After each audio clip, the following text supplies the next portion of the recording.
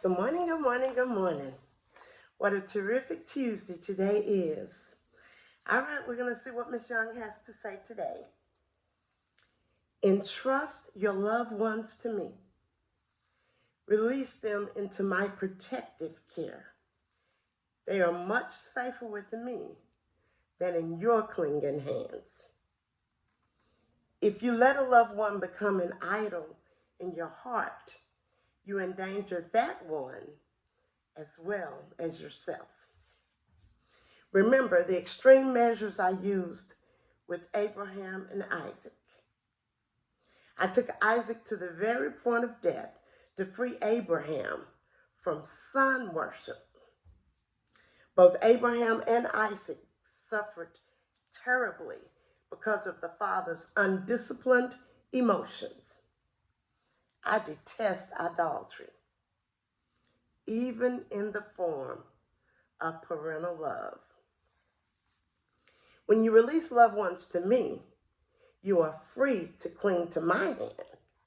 As you entrust others into my care, I am free to shower blessings on them. My presence will go with them wherever they go, and I will give them rest. The same presence stays with you as you relax and place your trust in me. Watch and see what I will do. Woo! I had to meditate on that one for a minute. I'm transparent. I definitely understand. Genesis 22:9-12 states, when they came to the place of which God had told him, Abraham built an altar there and laid the wood in order and bound Isaac, his son, and laid him on the altar on top of the wood. Then Abraham reached out his hand and took the knife to slaughter his son. But the angel of the Lord called to him from heaven and said, Abraham, Abraham.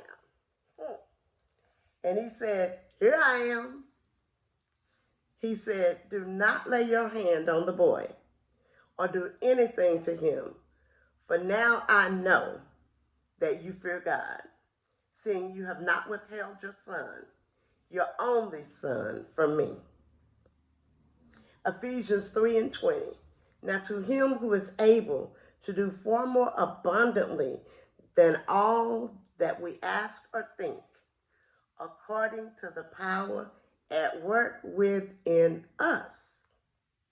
In Exodus 33:14, and he said, my presence will go with you, and I will give you rest. This one hit home for me. I think for a long time I had a hard time understanding what was mine and what was God's when it came to my children. And I know now that God was patient with me, and you don't consider loving your children, you don't consider them being idols, but, anything we put above God, it's an idol. And I learned that there was a time when I was to be a mother, and that was a time when I needed to get out of God's way and let him handle the gift that he gave me for a season. Once our kids are of age, there comes the time, if you've trained them up, if you've given them Jesus, then you have to learn to intercede on their behalf and then touch and agree with them in prayer so that God can teach them through faith how to trust him. So, are you guilty of son worship, daughter worship? It's a good question. It's a valid question.